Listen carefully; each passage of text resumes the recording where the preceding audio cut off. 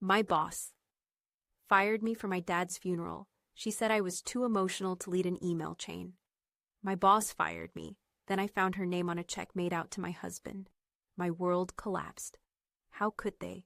Have you ever been betrayed by the people closest to you? Imagine losing your father only to be fired for grieving. But that was just the beginning. What if that firing led you to uncover a web of deceit, a tangled mess of money laundering, and a shocking affair involving your husband and your boss? Could you seek revenge, or would you choose to forgive? This is my story, a true account of betrayal, heartbreak, and the agonizing choice I had to make. Stay tuned, because the twists and turns will leave you breathless. Trust me, you won't want to miss this. Everything changed in Buffalo. When my boss fired me, the sterile scent of the hospital still clung to my coat as I walked into the office. It was a Tuesday in late spring of 2025, about a week after Dad passed. Rain lashed against the tall windows of our downtown building, blurring the city lights into indistinct smears. The fluorescent lights buzzed overhead, a sound that usually didn't bother me, but today it amplified the ache in my head. I felt hollow, like a shell emptied of its core. I hadn't slept properly in days. "Good morning, Sarah," Janice, the receptionist, chirped, her voice a jarring contrast to my internal turmoil. She was always sickeningly cheerful. "Morning, Janice," I managed, forcing a smile. I needed to get it together. I needed to prove them all wrong. My desk was piled high with paperwork. Emails glared at me from my monitor, demanding attention.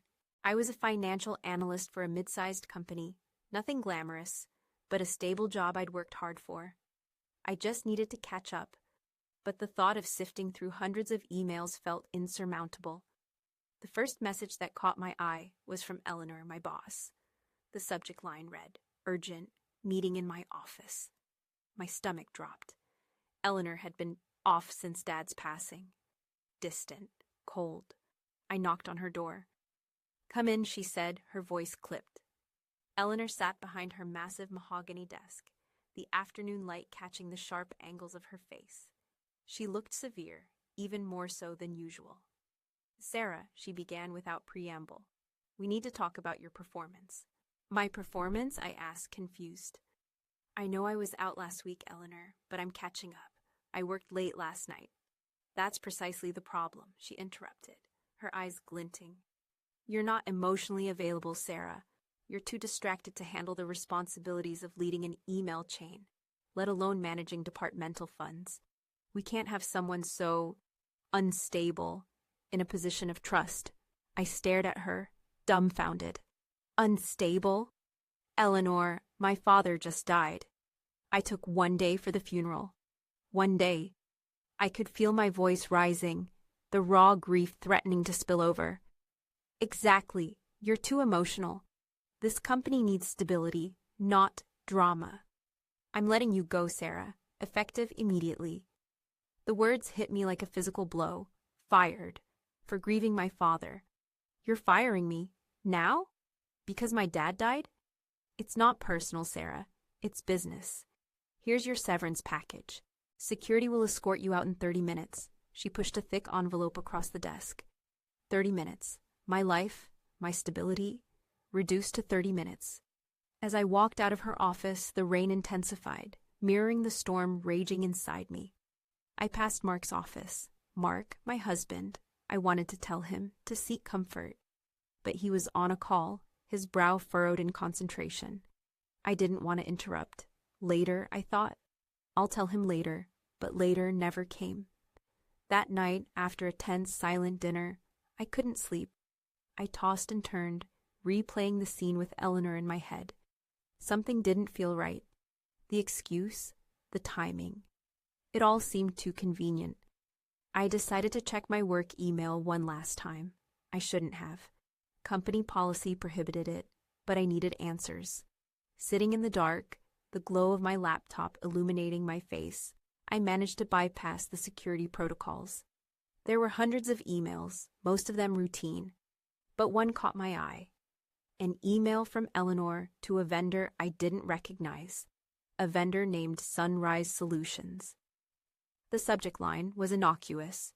Reimbursement request. I opened it. The email detailed a reimbursement request for $20,000 for consulting services. Consulting services? We never use Sunrise Solutions. My gut clenched. Something was very wrong. I copied the name into a search engine and checked our company's vendor list. Sunrise Solutions didn't exist. It was a ghost company. My heart pounded. $20,000. Where did that money go? As the documents slowly trickled in, I found another one. $12,000 from late August. Another one for $18,000. It was over $200,000 missing. I printed the email, my hands shaking. I had to show Mark. He would know what to do. Mark was a good, honest man. He would be as shocked as I was, wouldn't he? I found him downstairs, working on his laptop in the den. Mark, I need to show you something. I held out the printout of the email. He took it, his expression unreadable. He scanned it quickly, then looked up at me, his eyes evasive. What is it, Sarah? It's a fraudulent reimbursement request. From Eleanor to a fake company, Sunrise Solutions. He frowned. Are you sure? Maybe it's just a mistake. A mistake? Mark, there's $20,000 missing. And that's just one email. I found more. Over $200,000 is gone. He sighed, running a hand through his hair. Look, Sarah, you're still upset about losing your job. Maybe you're seeing things that aren't there. Seeing things? Mark, I'm a financial analyst. I know fraud when I see it. I felt a knot forming in my stomach. Why wasn't he more concerned? Why was he defending Eleanor? He stood up, pacing the room. Eleanor is a stickler. I'm certain there's no fraud. It has to be a mistake. Don't accuse her of something so serious. But the money, Mark, where did it go? I felt tears prickling my eyes. I wanted him to tell me I was wrong, to reassure me, but he just kept pacing.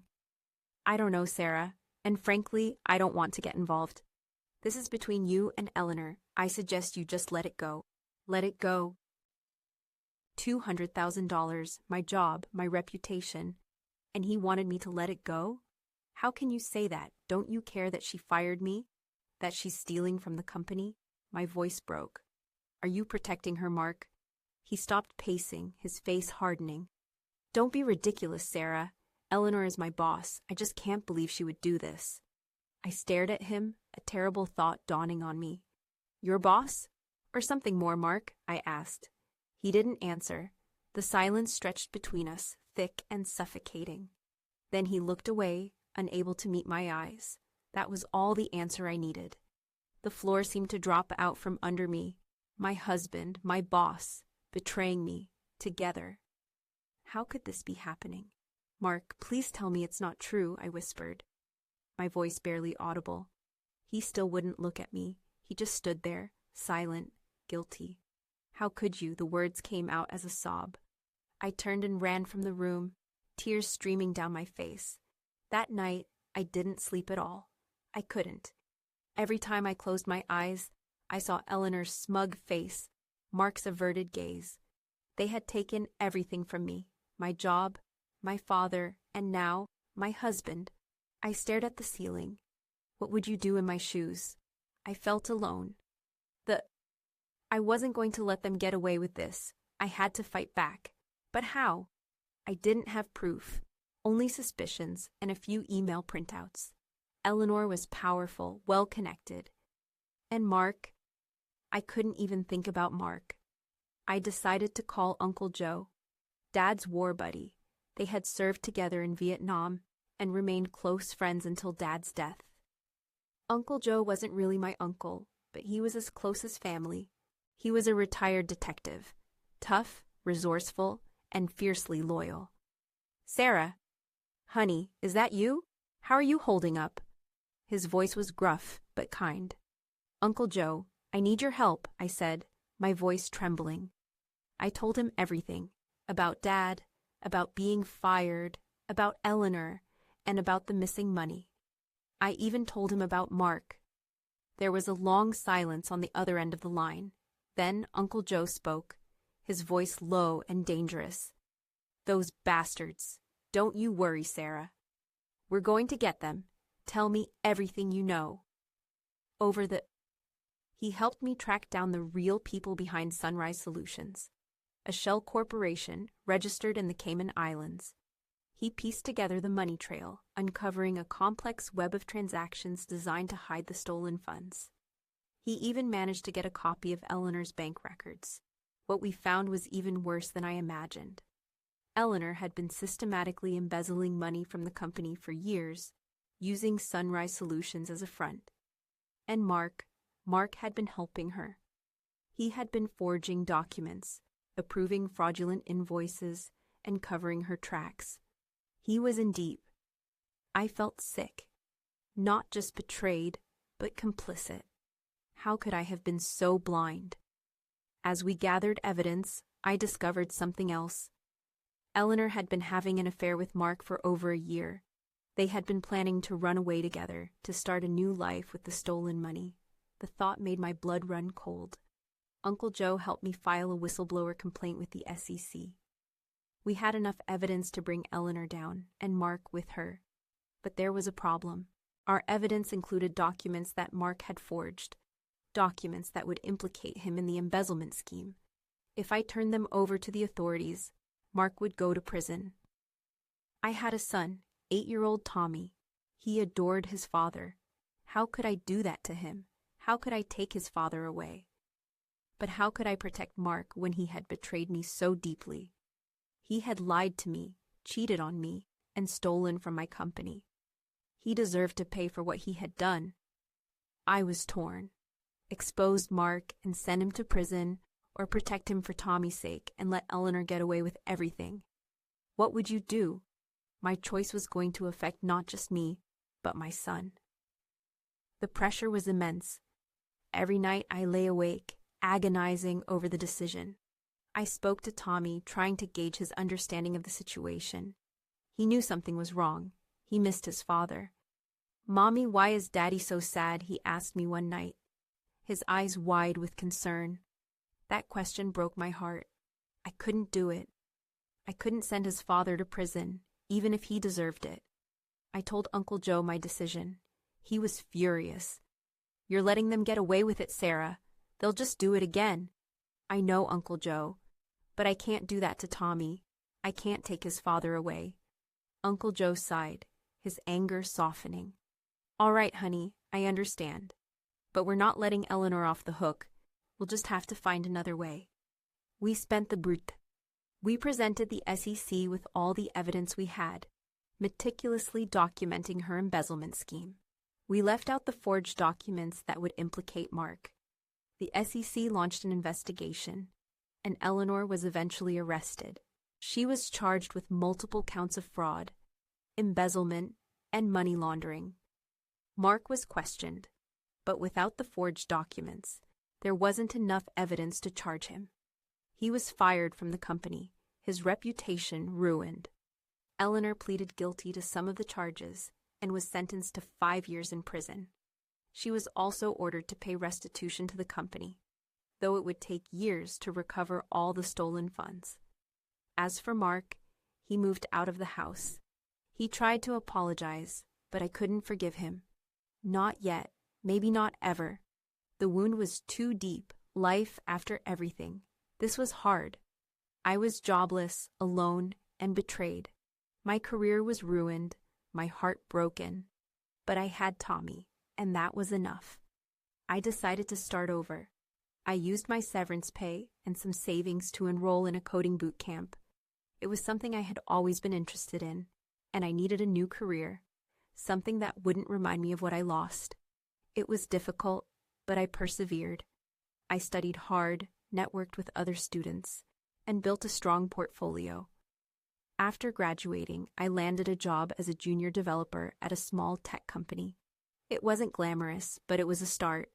Slowly, I began to rebuild my life. I focused on my career, on raising Tommy, and on healing my heart. I started seeing a therapist who helped me process my anger and grief. One day, a few years later, I received a call from the CEO of my old company. He had heard about my success as a developer and wanted to offer me a job. He apologized for what had happened, acknowledging that Eleanor had abused her power and that I had been wrongly accused. I considered his offer carefully. Part of me wanted to return, to prove that I was capable and trustworthy. But another part of me knew that I couldn't go back. I had moved on. I had built a new life for myself, a life that wasn't defined by betrayal and heartbreak. I thanked him for the offer and politely declined. I am a senior developer at a successful tech company in 2028, making more than I ever did as a financial analyst. Tommy is thriving in high school. My past still haunts me, but it no longer defines me. I learned to forgive Mark, not for him, but for me. He still visits Tommy regularly, and we maintain a cordial relationship. We may not be a family in the traditional sense, but we are co-parents, and that's enough. Sometimes betrayal can break you. Other times, it can be the catalyst for change, the spark that ignites a new chapter in your life. It was in mine. What about you? Tell me what you would do if you were in my shoes. Would you have chosen revenge or forgiveness? Share your thoughts in the comments below. And don't forget to like and subscribe for more true stories of betrayal and resilience. Thank you for listening. I found a small coffee shop downtown, a place with mismatched chairs and the aroma of burnt sugar. And for the first time in weeks, I felt a flicker of something other than despair. It wasn't happiness, not exactly, but a fragile sense of hope. I ordered a latte and sat by the window, watching the people go by, normal people, living normal lives. It was a bizarre realization that the world hadn't stopped spinning just because mine had imploded. A woman walked in, pushing a stroller. She looked so content, so safe. I wondered if she had ever experienced betrayal, if she had ever had her world turned upside down. I doubted it. That was how I felt looking at her. What must that be like? I took a sip of my latte. It was too sweet, but I drank it anyway. I needed something, anything, to cut through the bitterness that had settled in my soul. As I was sitting there sipping my latte, my mom called. I almost didn't answer. What could she possibly say that would make me feel any better? I picked up. "Sarah, honey, how are you?" Her voice was strained, worried. "I'm okay, Mom," I lied. "Just trying to figure things out. Your Aunt Carol told me about the job." "I am so sorry, sweetheart. That is so unfair." I sighed. The news traveled fast in our family. "Thanks, Mom." "And about Mark, I don't know what to say. I always thought he was such a good man." I closed my eyes. "Yeah, well, you thought wrong?" "I know it hurts, honey, but you're strong. You'll get through this." I wanted to scream. I didn't want to be strong. I was tired of being strong. But I knew she was right. I would get through this. I always did. "I know, Mom. I will." "Listen, honey, I'm coming to Buffalo this weekend. We'll go out, get your hair done, maybe do some shopping. We need to get your mind off things." "That sounds nice, Mom. Thanks." We talked for a few more minutes about trivial things, about the weather, about her garden. It was comforting in a way to hear her voice, to know that someone cared. When I hung up, I felt a little better. Not much, but a little. I finished my latte and walked out into the street. The rain had stopped, and the sun was trying to peek through the clouds. It was a start. I went home and called Uncle Joe. I had a favor to ask him. I needed him to look into something for me, something that had been nagging at the back of my mind since the day I was fired. A week later, Uncle Joe called me with the information I needed. It confirmed my worst fears. The urgent meeting in my office email from Eleanor. It wasn't the first. There were several similar emails, some dating back months, all sent to employees who were eventually fired or forced to resign. It wasn't about emotions. There was more. All of them had been replaced by people who were friends of Eleanor or relatives. It was nepotism, plain and simple. She was clearing house to make room for her own people. I felt a surge of anger, not just at Eleanor, but at myself. How could I have been so blind, so naive? I was so focused on the money, on the embezzlement, that I missed the bigger picture. Eleanor wasn't just a thief. She was a manipulator, a power-hungry sociopath. She saw me as a threat, as someone standing in the way of her ambition. And she had gotten rid of me, just like she had gotten rid of everyone else. So after all of that, my tears for all of it, it was about office politics. The irony was so thick you could choke on it. That night I dreamed of Dad. We were walking along a beach, the sand warm beneath our feet. He was smiling, his eyes crinkling at the corners. "Don't give up, Sarah," he said. "You're stronger than you think." I woke up with a jolt, the memory of his words echoing in my head. He was right. I couldn't give up. Not now. I had to fight back. Not just for myself, but for everyone else Eleanor had hurt. I decided to contact the other employees who had been fired. I found their contact information online and sent them each an email, explaining what had happened to me and asking if they had experienced anything similar. To my surprise, almost all of them responded. They told me stories of harassment, intimidation, and unfair treatment. They had all been targeted by Eleanor, systematically pushed out of their jobs. One of them, a woman named Maria, had even filed a complaint with HR, but it had been dismissed. "I was told it was just my emotions getting the better of me," she wrote. "Just like you." She called me unstable. Her words sent a shiver down my spine. I felt gaslighted, crazy, like I was imaging things. I met with each of them individually, listening to their stories, gathering evidence. Together, we built a case against Eleanor, a case that went beyond the embezzlement and revealed a pattern of abuse and discrimination. We took our evidence to the Equal Employment Opportunity Commission and filed a formal complaint. The EEOC launched an investigation, and Eleanor was suspended from her job.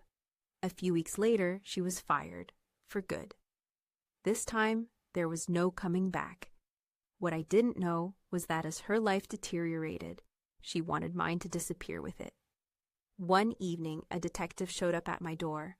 I was shaken, nervous about what might have happened or what new horror I might discover. "Eleanor has been questioned over a credible threat against your safety and person. Given her history, the authorities have decided it would be prudent for you to consider moving or take extra security measures. She is obsessed and has not taken kindly to your role in her downfall." My blood ran cold. Even in prison, she could harm me. The detective left me with pamphlets about safety and security.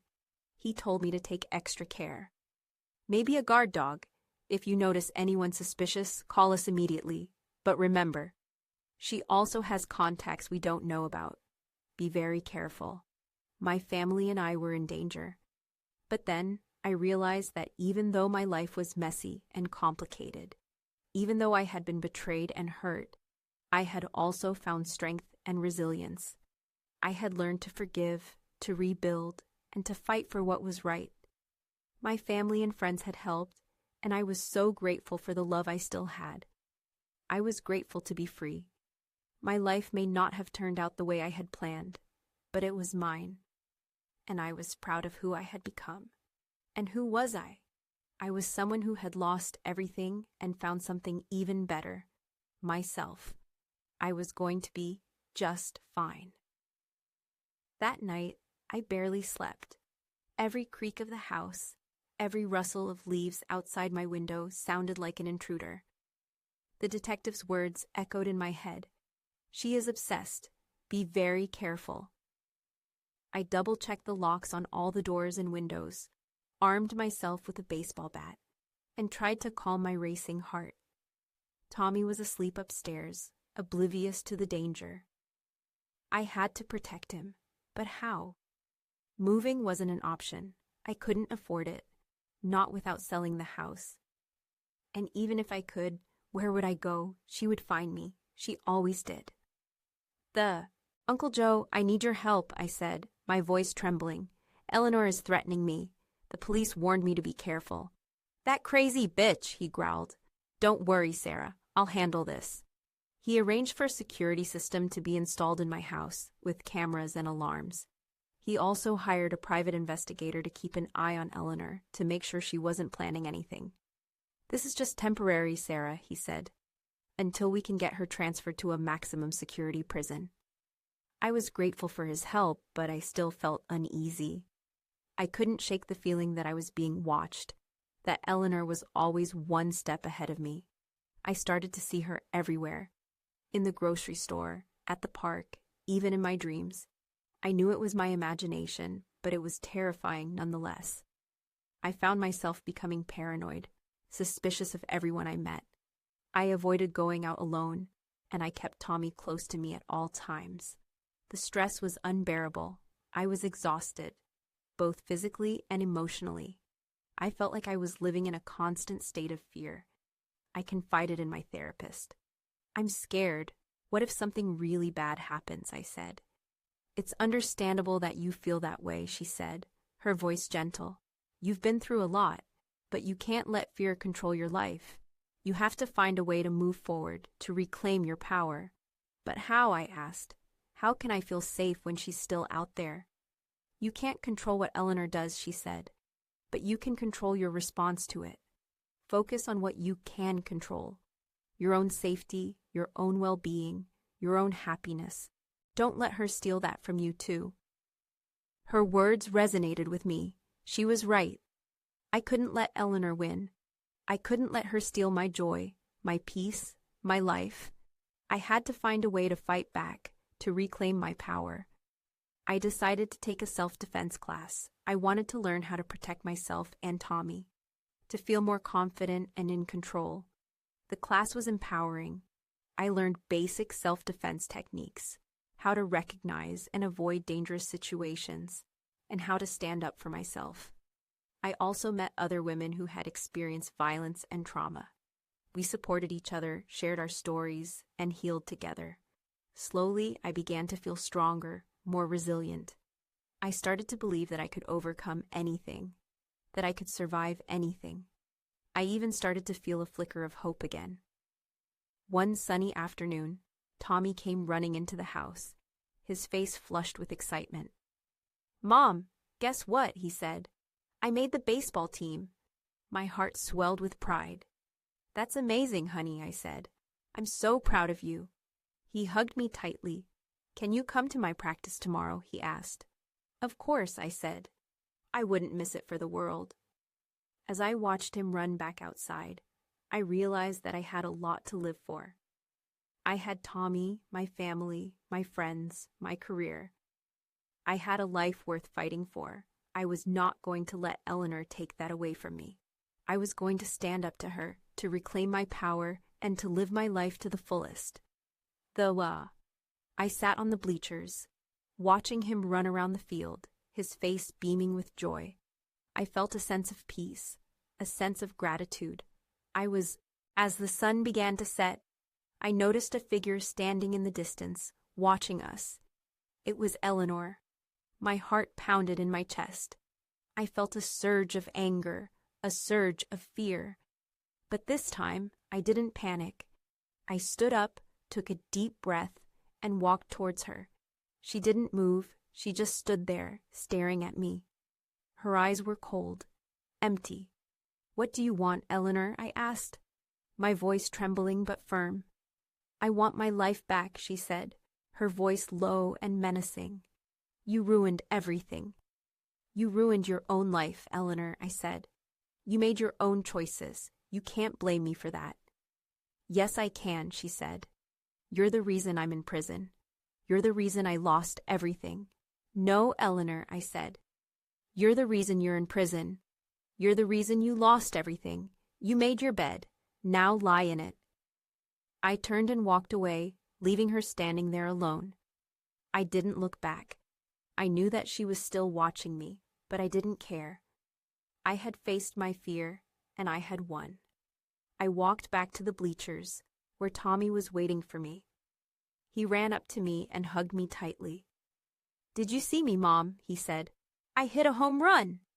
"I saw you, honey," I said. "You were amazing." We walked home together, hand in hand.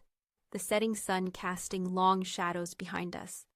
I knew that Eleanor might still be out there, that she might still be a threat. But I wasn't afraid anymore. I was strong. I was resilient. I was a survivor. I had faced betrayal, loss, and fear, and I had come out on the other side, stronger than ever. And that, I realized, was a victory worth celebrating. That night, I slept soundly for the first time in months. I had faced my demons, and I had emerged victorious. I had reclaimed my power, and I was, I think, in that moment, that I was actually happy. What would you have done? I woke up to the smell of pancakes and bacon. Tommy was in the kitchen, humming to himself as he cooked breakfast. He'd started taking on more responsibility around the house, eager to prove he could help. He was such a good kid. "Good morning, sleepyhead," he said, grinning. "I made breakfast." "Wow, it smells amazing," I said, impressed. "Thank you." We ate breakfast together, chatting about his baseball practice, his friends, and his schoolwork. It was a simple, ordinary morning, but it felt extraordinary. It felt like normal, a concept I'd almost forgotten. After breakfast, I went to work. I loved my job. It challenged me, stimulated me, and gave me a sense of purpose. I was good at it, too. I'd proved that in the last few years. I was more than my emotions. I was more than a victim. I was a survivor. As I was settling into work, I received an email from Mark. I hadn't heard from him in months. My heart skipped a beat. What did he want? I hesitated, then opened the email. It was short and to the point. "Sarah, I need to talk to you. Can we meet?" I felt a mix of emotions: anger, resentment, curiosity. What could he possibly say that would make things right? I decided to respond. "What do you want to talk about?" I wrote. He replied almost immediately. "It's about Eleanor." My blood ran cold. What had she done now? "Okay," I wrote. "I'll meet you, but not alone. We can meet at that cafe near the police station." We met the following afternoon. I brought Uncle Joe with me, just in case. Mark looked different. He was thinner, his face was drawn, and there were dark circles under his eyes. He looked like he hadn't slept in weeks. "Thanks for meeting me, Sarah," he said, his voice strained. "I know this isn't easy." "Just tell me what you want, Mark," I said, cutting him off. He sighed. "Eleanor contacted me from prison," he said. "She wants me to help her get out." "What?" I said, incredulous. "How?" "She wants me to testify on her behalf, to say that she was coerced into embezzling the money, that I was the mastermind behind the whole thing." I stared at him, speechless. "And you're considering it?" I asked, my voice rising. "No," he said, shaking his head vehemently. "Of course not, but she's threatening me, Sarah. She said if I don't help her, she'll tell the police about the forged documents, the ones that could send me to prison, the ones you covered up to help me." The blood drained from my face. "She wouldn't," I whispered. "She would," he said. "She has nothing to lose." I felt trapped. Eleanor was still controlling my life, even from behind bars. If Mark testified on her behalf, she could get out of prison, and I would be back to square one. But if he didn't, he could go to prison himself. And Tommy? How would Tommy handle that? "What do you want me to do, Mark?" I asked, my voice trembling. "I don't know," he said, his eyes pleading. I need your help, Sarah. I don't know what to do." Uncle Joe spoke up. "You tell the truth, Mark," he said, his voice firm. "You tell the police everything. Let the chips fall where they may." "But what about Tommy?" Mark asked. "What about his father?" "Tommy will be okay," Uncle Joe said. "He's a strong kid. He'll understand." I looked at Mark, his face etched with worry and desperation. I knew what I had to do. "Tell the truth, Mark," I said. "Tell them everything." He looked at me, his eyes filled with gratitude. "Thank you, Sarah," he said. "Thank you." Mark went to the police and confessed everything. He told them about the forged documents, about his role in the embezzlement scheme, and about Eleanor's threats.